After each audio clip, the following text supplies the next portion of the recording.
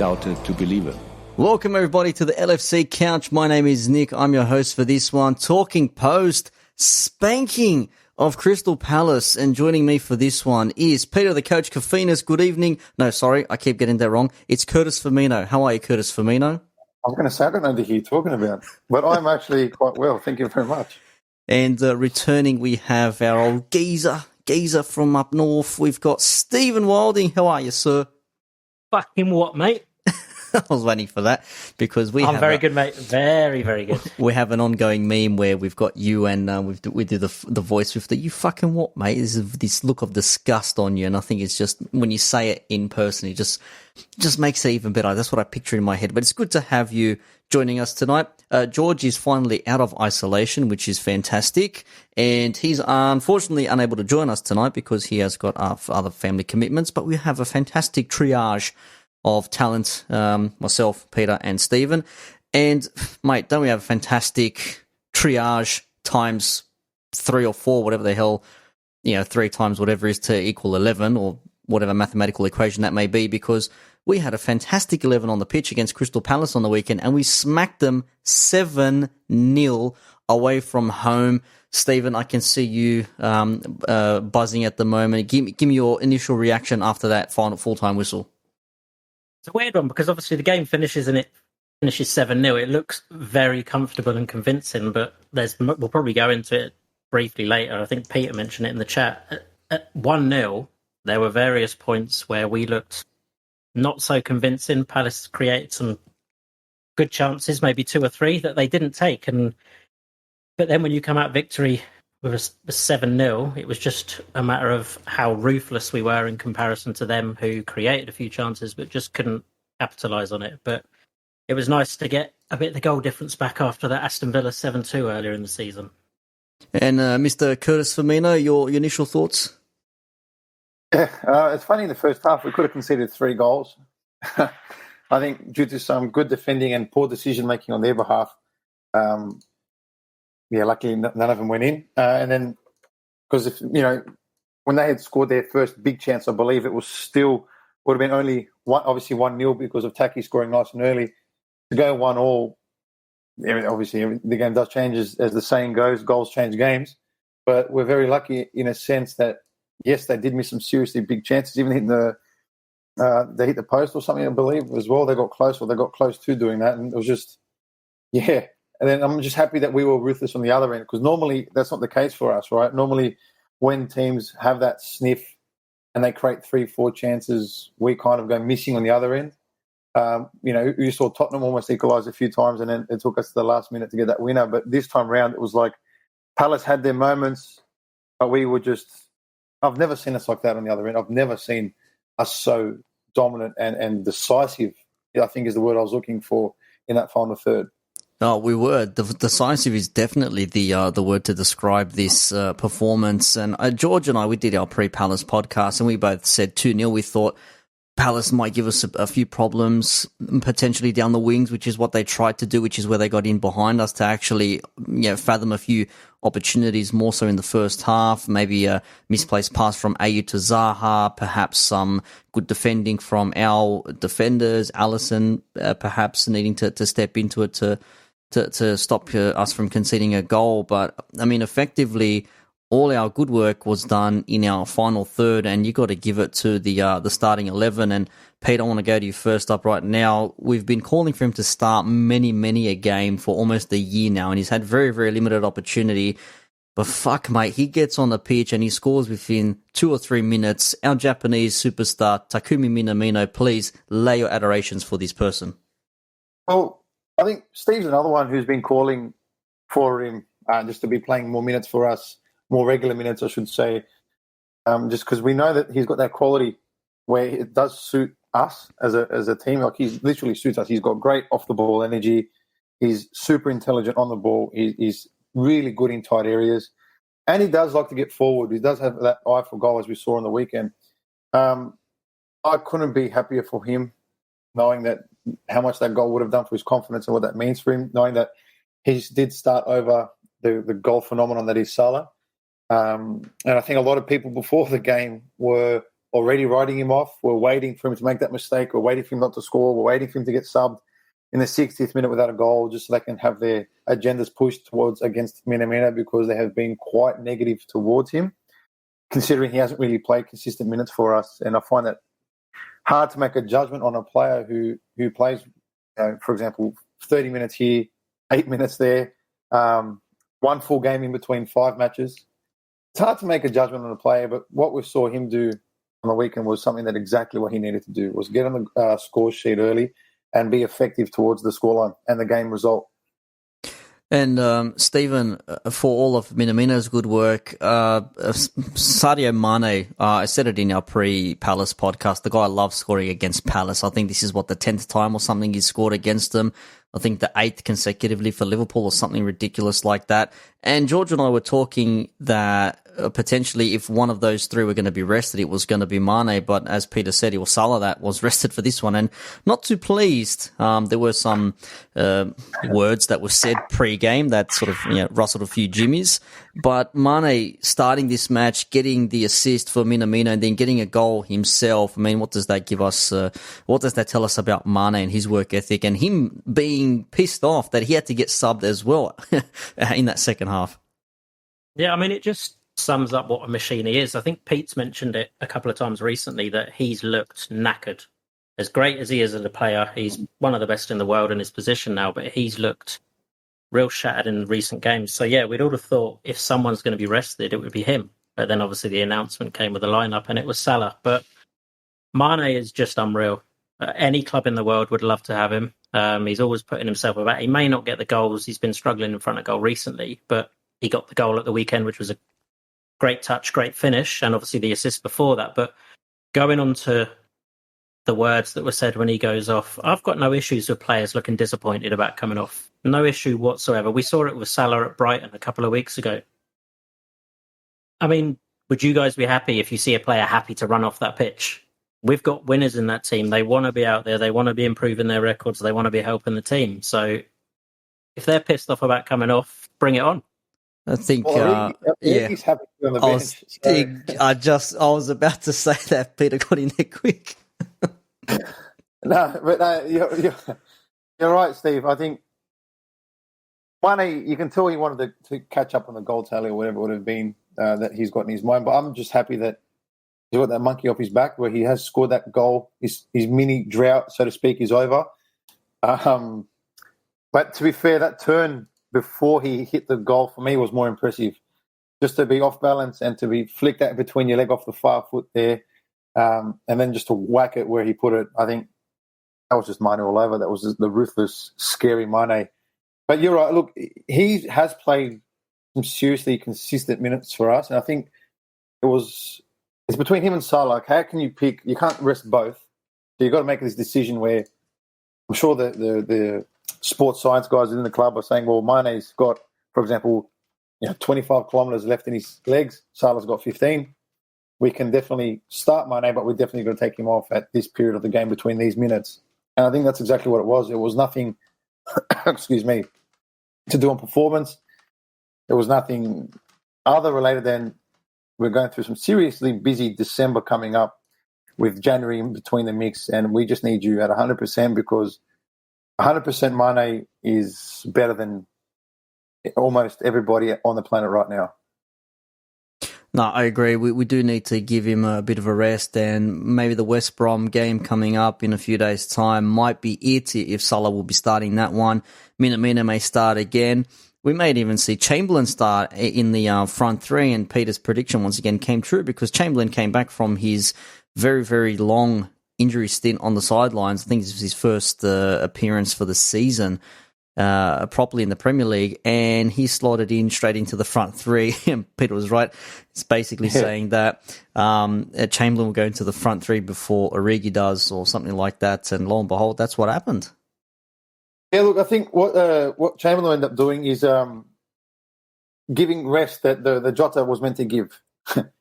So, but Jota obviously missing the next 12 games now. I think with a fit Chamberlain, we will see Takumi and Chamberlain giving the rests to, for example, Salah and Mane, and even Firmino, where Salah can play up front by himself, or Minamino can play as the 9. and do that kind of defensive off-the-ball work that Firmino can do. So I think Chamberlain back's only positive because it's just another body. It's just someone else's minutes that we can't force them upon. Or now, what's his name? Chamberlain can take. So I think there's nothing but positive news that Chamberlain is back. We're just waiting for Shaqiri to come back now. Yeah, We'll be waiting a long time, probably. Yeah, Big Shaq, yeah, who knows? I reckon he's probably groined another abdominal muscle doing too many crunches or something. But at the front line is good to see more firing. And, of course, we've got to give raps to Roberto Firmino. 2 finishes, an assist. That second goal was just... I have no idea how he managed to dink it over the keeper at such a close space and so close to the line as well. You saw the reaction from Klopp and Curtis Jones on the sideline when that went in. Like, the guy... right now, after his late winner last week, a few days ago, really, against Tottenham, that broke him. Peter rightly again, I'm going to call you Pete Stradamus or something soon because everything you've said lately has come true. Absolutely shattered Tottenham because they lost 2-0 to Leicester at home this morning. But anyways, Firmino, at least a 9, close to a 10 out of 10 performance from him. How do you sum up Roberto Firmino, let alone the 2 goals, just what he done in this match just to create space and let the other players operate? I mean, that's it with Firmino. Sorry, Pete, go on. You go, Steve. Go. No, you go because... I know you'd chat for Firmino for about 4 hours if we let you. That's what I'm saying, so you have to take over, please. No worries. The thing with Firmino is he's one of them players that other fans, the majority, don't appreciate what he does, and all they keep coming back to us is he doesn't score enough. He's only scored X amount of goals. It took him till like the last home game last season to score at Anfield. But if you physically just watch him, what he does off the ball, what he does in the build-up, he's one of them players that gets the assist of the assist a lot of the time. So you don't see that in stats. You don't see the number of goals because he's not your Salah, he's not your Mane. But the movement he does, the positions he takes up, it drags everyone around. A little flick and he opens up so much space on that pitch. So we're starting to see Firmino of last season now. He'd gone through a sort of patch where little flicks weren't coming off, the shots weren't coming off, and I think that the late winner against Spurs will have done him wonders. And then we saw that again this weekend against Palace. And Nick, you mentioned his second goal. I think his first goal was even better. That touch to kill the cross from Robertson and then just finish it on the outside of his boot. That touch, mate, that was a rager, that one. But let's also not forget, we're just speaking of... I'm jumping in. I can't hold on anymore. The first goal for me that he scores is the best one of the game. Salah's curler, Henderson's screamer, whatever you want to... I don't care what you say. Firmino's first goal was goal of the game. Why? Because you see where he first picks up the ball towards the edge of our box in that little area there, and he's the awareness to karate kick it towards Robertson, knowing that Robertson will be going up that way, and then the 80-metre dash that he makes to get to the other end of that ball. Mind you, Robertson, the way he found him, it's like his left foot has turned into a wand. It's like we've got Robertson's left foot is now almost like Trent's right foot. It's some of the things he's been doing as of late has been nothing short of spectacular, but Firmino, if you look at again, if you watch the goal again, I think it was Minamino and Salah, and Mane had occupied one centre-back each. So Firmino's run is directly in between the two centre-backs. Whilst they're both occupying our attackers, he's seen the space. He goes, well, I'm just going to run here. As Robertson's got his head up, he can see, okay, he's taken, but he's that little beautiful magician into the space between the other two centre-backs where his run was. And everyone can say, yeah, it was just a straight run. Well, how come everyone else doesn't make the straight run then? He knew exactly where he was going, and that's what makes Firmino so great. He finds holes that aren't there. He's just... And then that touch, the finish, then the karate kick where he almost kicked Robertson in the face, everything about it was perfect. It's become trademark for Bobby to do karate kicks, but si senor in full swing, and it's nice to see him scoring some goals. And like I said, whatever he doesn't score, there's not enough goals that he should. Who gives a shit when you can see the amount of work he's putting into this squad? Like Klopp says, he's the conductor of our orchestra. He makes everything happen. But we can't also forget another player who's made a lot of things happen when he is in the squad, when he's fit and firing, is El Capitan, the runner-up to the Sports Person of the Year for 2020, I think it was. Sports personality, yeah. There you go, Jordan Henderson. Another solid performance, a fantastic goal outside the box, very Gerrard-esque. That finish was, just rolls across and he just hits it side foot on into the far corner there. So he got himself a lovely goal. And let's big up Naby Keita, 90 minutes, a whole game. Pete, you must be buzzing. He's now bandaged up, covered in ice and everything to make sure he's not injured for the next game. I was going to say, he's definitely in an ice bath for like 38 hours. He's not getting out. Like, there's no way. He can't. If you told me before the match, what's more surprising? Naby finishing 90 minutes or we winning 7-0? I don't know. I don't know which one is more surprising, to be honest. But I'm actually quite happy that he's finished the 90 minutes. Maybe psychologically, that's done in the world of good. Because as we know, football is a mental game as much as it is a physical game. So I think physically, Naby knows he can play. Technically, he knows he can play. I've always doubted his mental side of the game. And hopefully this 90 minutes, something just ticks in there that he goes, he can do this, and obviously against the good side in a big win, and that he definitely becomes vital once this cluster of games hits us. Because as much as we love Curtis and Genie and Hendo, they need help. And with Thiago, if he ever plays for us again, I'm not too sure. And all these other players, in and out of injuries, and we've lost Fabinho as a centre-back, that is. People like Naby Keita for us are going to become crucial towards the going back-to-back. And speaking of the centre-backs... sorry, go, Steve. So I was going to say about the comment there Pete made about Naby Keita with his injuries and it being mental as opposed to actually a physical problem. I think you mentioned it in the pod the other day with George, and the first person who sprang to mind when you mentioned that was Daniel Sturridge. When he was at the club, everyone said he had a mental problem as opposed to an actual injury problem.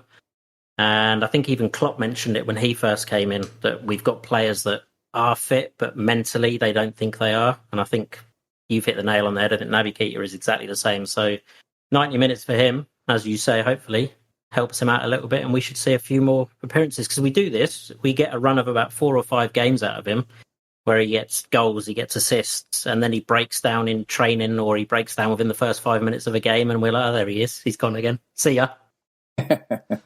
So hopefully that's that one done.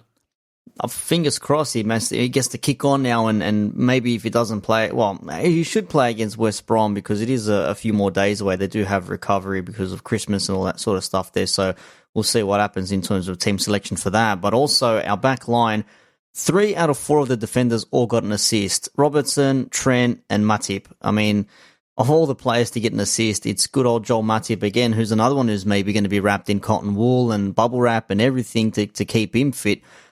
But in saying that as well, the man partnering him, Fabinho, has been absolutely fantastic as a centre-back when I think he'd played, right back or something at... in the French league, and he's come in as a defensive mid and deputised at right back when need be. But another solid performance from him, and again, if he's another player that stays fit, he could definitely deputise for the rest of the season and take over that defensive line. Should be okay in terms of having proper midfielders that can cover. I mean, what do you guys think? Fabinho and Matip, is that our ideal pairing right now?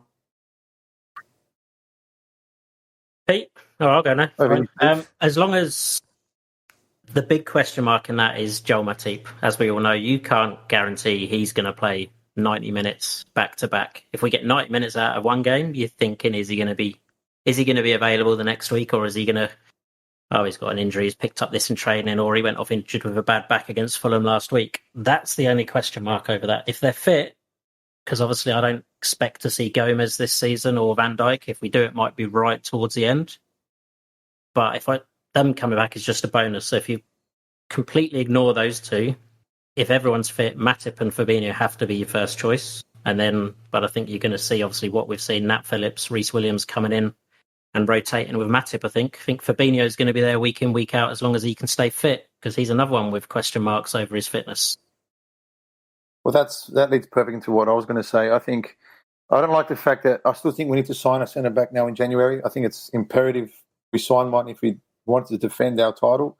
What I don't like about Matip, as much as I do love him as a player, I'm talking about the other stuff. I don't like the fact that we have to pick and choose so much as when he can play, just to try and keep him fresh, because, as we said, as you just finished saying, Fabinho is another one that we need to protect. So we can't abuse Fabinho week in, week out, because Matip can't stay fit. We've got to have someone that can also help Fabinho.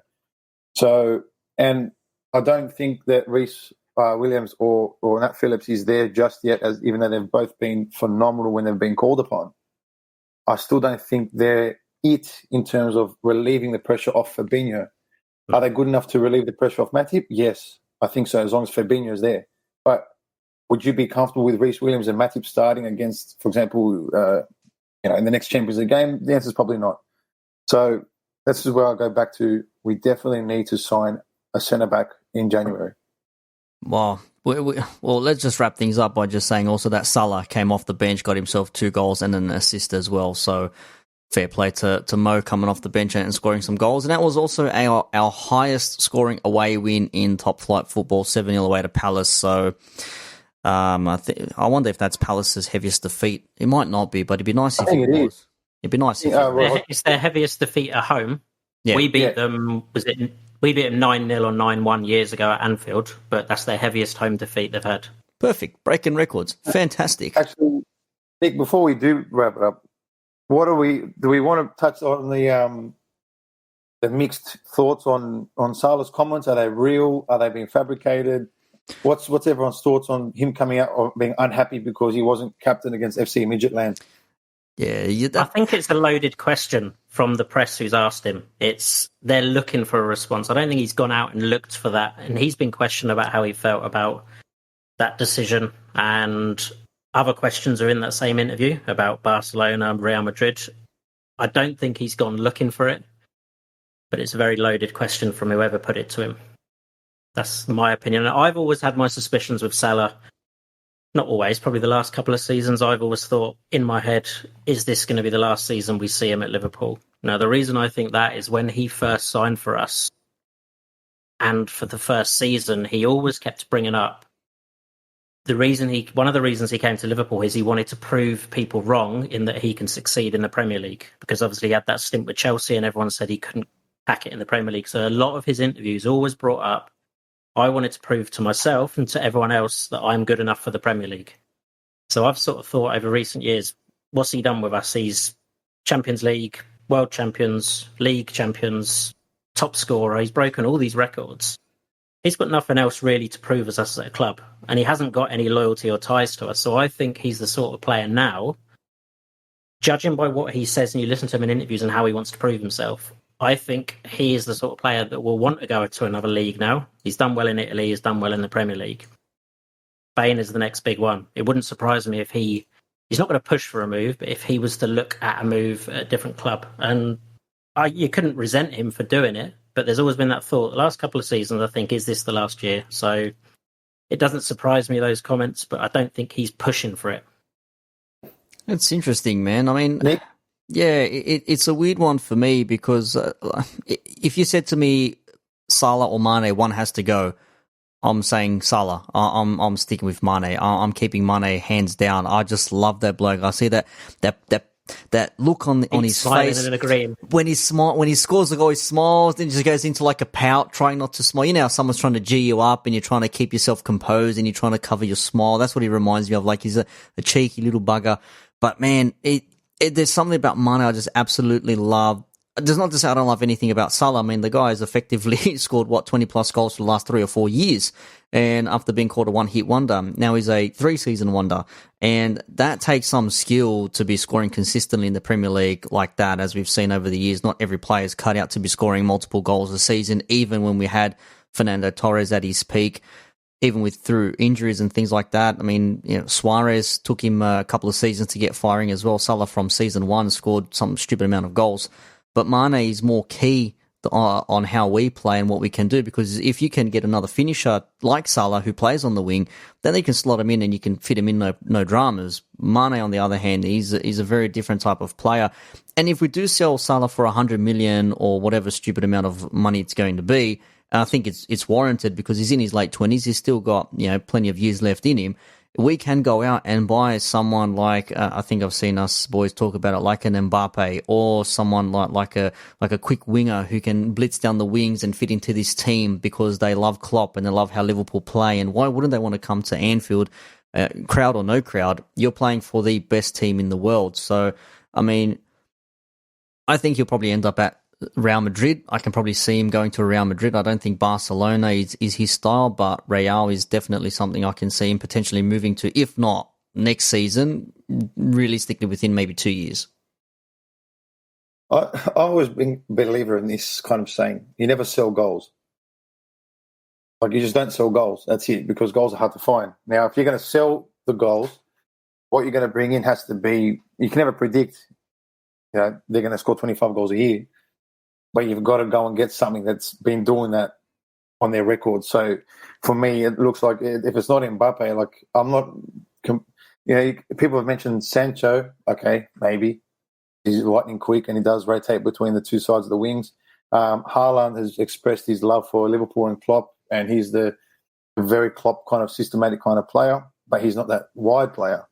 Now, is that why we've signed Jota? I don't know, but my final thought on it is that you don't sell goals unless you're going to replace it with someone with similar statistics.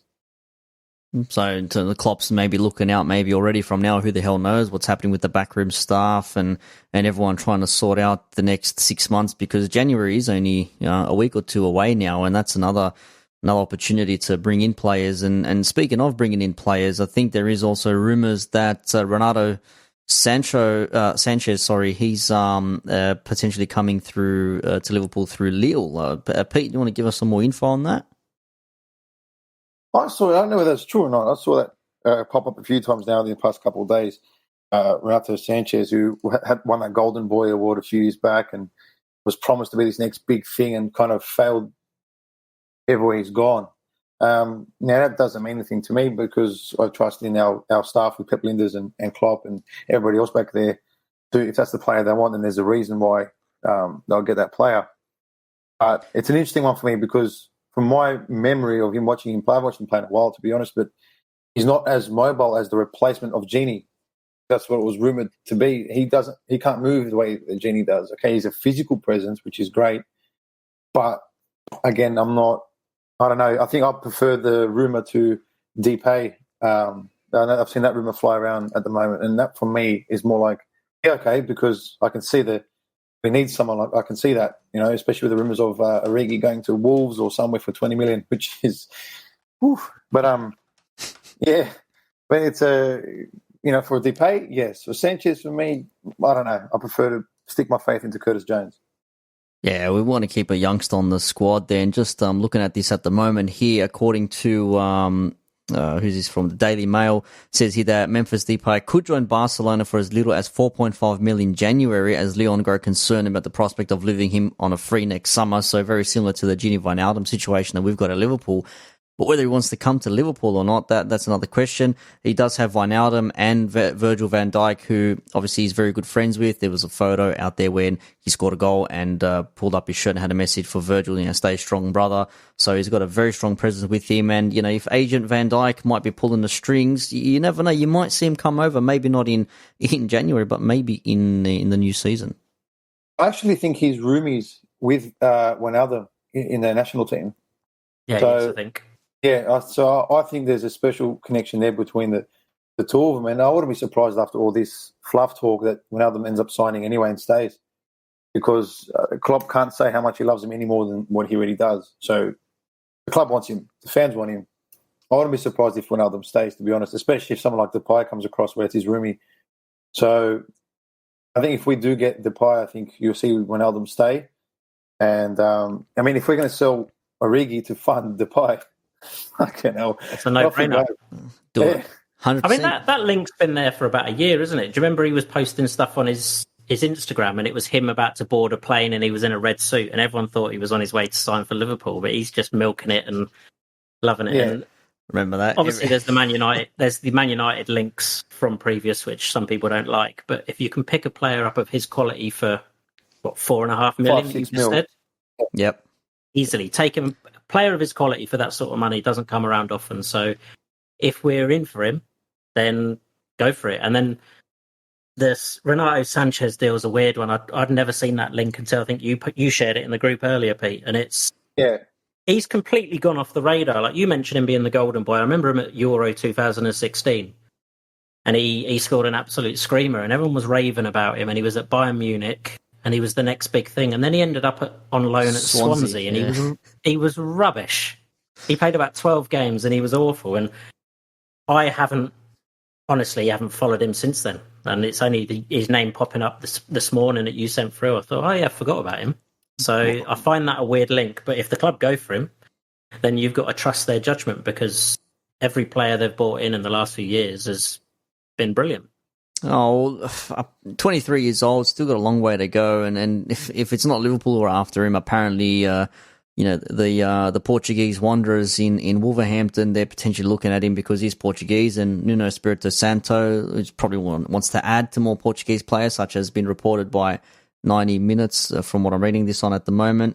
But yeah, it's a very odd one. Like for a player who's sort of like fallen into obscurity, it's very odd for us to be looking at a player like this and bringing him in, unless Klopp has seen something or something has developed in the back scenes where we have absolutely no idea what's actually going on. But Deepa, man, if you said to me you can have Memphis for $5 million, I'd chip in a $5 note. You know what I mean? You don't need to when we sell Div. Mate, that'll be the day. That will be the day. Imagine having Memphis starting a game and then you've got Jota to come off the bench or vice versa, or Mane's having a rest, and that's where we want these 5 sub-rules to come into play. I reckon that'd be a bit of an interesting one there. But it's how you win a championship, right? And we're talking about now building a squad, whether it's Depay or someone else of his quality. He's got runs on the board too, where he scores in Champions League. He's been scoring and all that kind of stuff, where if it's, again, that price tag, I think the price tag of 20 mil is let's pretend now, hypothetically speaking, Div's gone, 20 mil, all right? I think that package alone, even if Depay costs 5-6 mil, including his wages, I think by another 3-5 year contract we're going to time down to, will probably end up costing us 20 mil. So I think that makes financial sense for me, because I know that our philosophy, our club buying strategy is that we buy to sell. I mean, we sell to buy, sorry.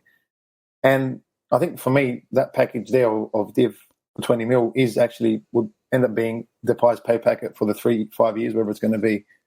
So for me, it makes nothing but sense. And this, you feel a bit more comfortable resting Mane or Salah when you know your front three is going to be Firmino, Jota, Depay, or Takumi, Depay, Salah, or whatever. You know what I mean? Like it's, I don't know, man. For me, it's a no-brainer if it's true.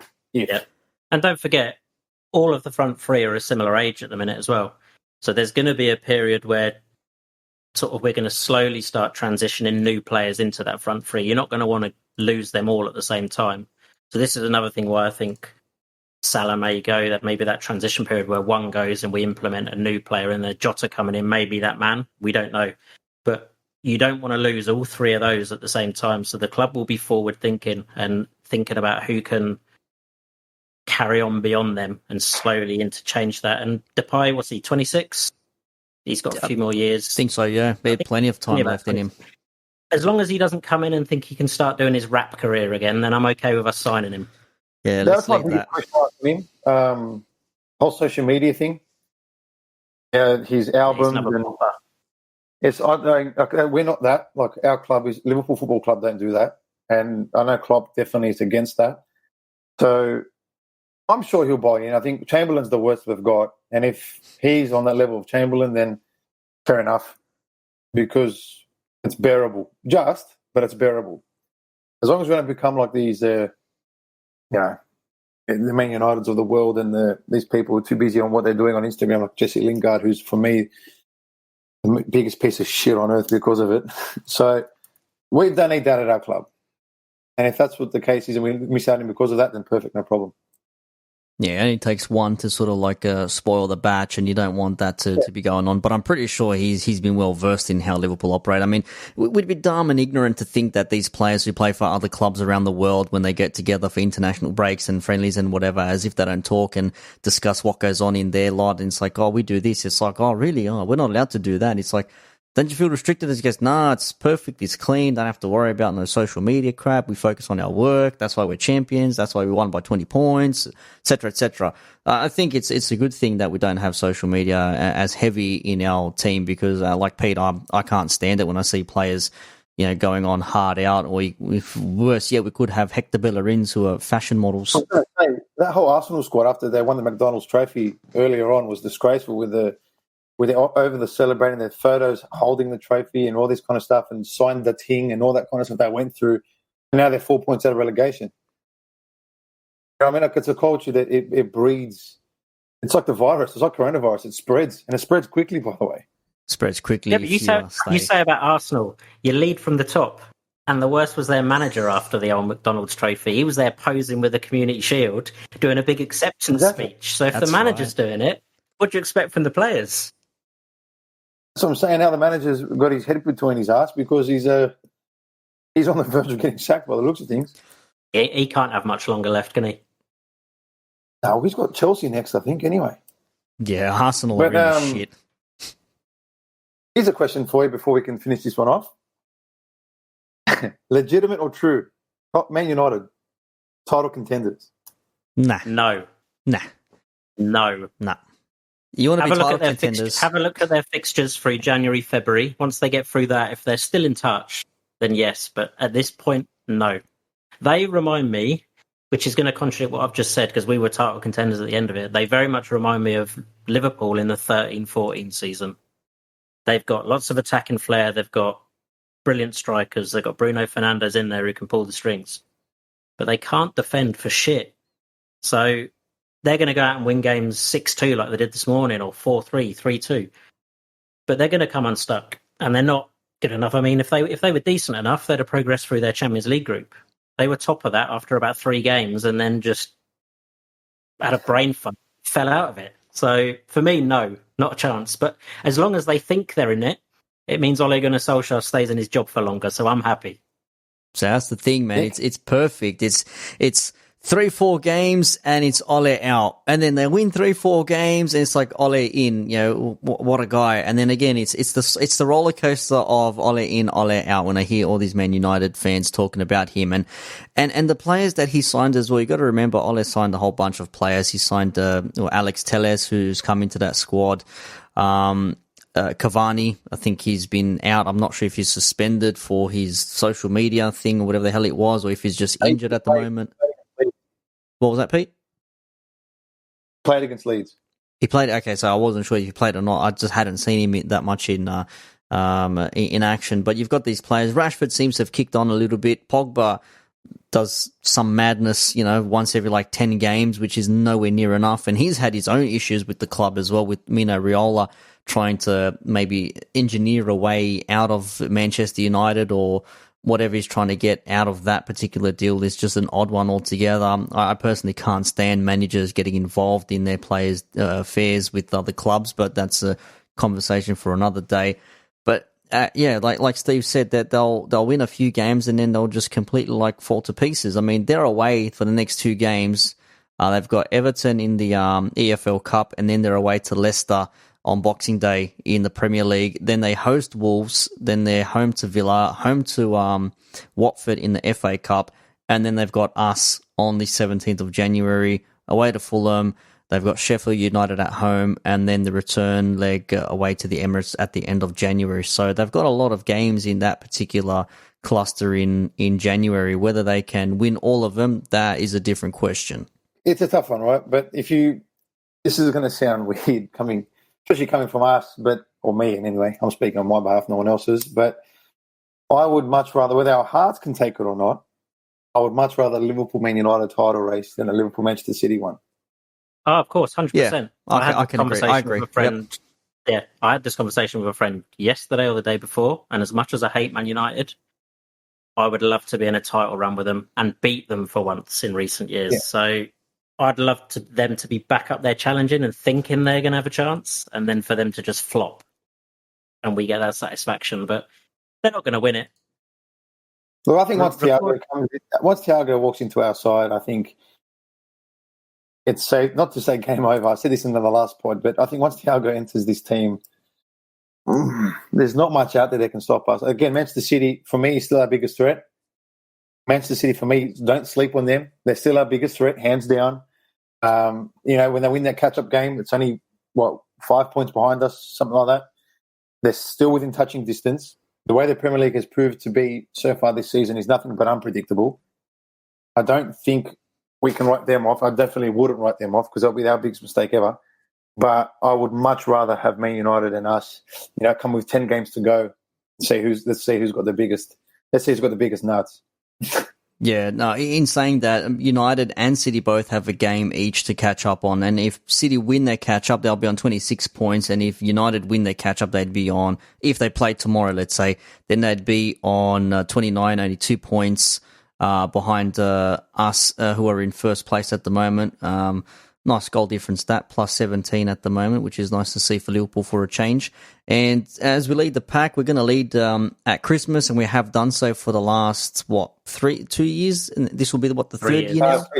Yeah, so this will be the third year now. And as they say, teams that lead at Christmas tend to win the league. And I'm not saying we're definitely going to win it, but with the players we got coming back, and I've said this in my last few pods that I've been on as well, I think if we have literally sustained this amount of damage so early in the season, given every single club, bar Aston Villa, which was a bit of an abomination, and that was still with, I think Van Dijk was in that squad anyway. So apart from that abomination, we've given the league and all the other clubs a massive two fingers and a fuck you to their face and saying, try and take us down. This Liverpool squad, even if we don't have our starting 11, we've got players who will still do the business, and we have seen that consistently. Curtis Jones is developing into a first teamer. Minamino getting a goal. Keita doing 90 minutes. That's just mad. Who would have thought Keita would complete 90 minutes? Matip just being rested, it would seem, every 2 or 3 games, not out with an injury, so that's maybe good player management by Klopp. The youngsters like Williams coming into the squad. Nate Phillips, who's doing things as well. Williams getting into it.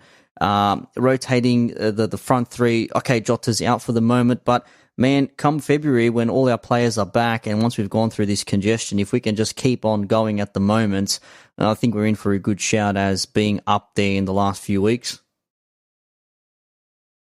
You just got to look at the injuries we've had and the issues we've had with VAR and the decisions that have gone against us. Still be up there, and at the moment, what are we, 5 points clear? Until obviously 4 points ahead of Leicester. Man United, if they win the game of hand, go in 2 points behind us. But to be in the position we're in, with what we've had to contend with so far this season, you can't complain about that. And you think it can only get better for us in terms of players coming back. Pete mentioned it there.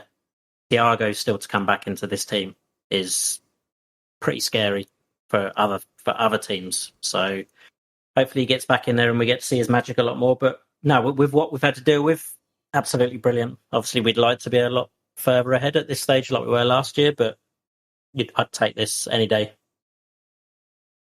Pete, any final words from yourself?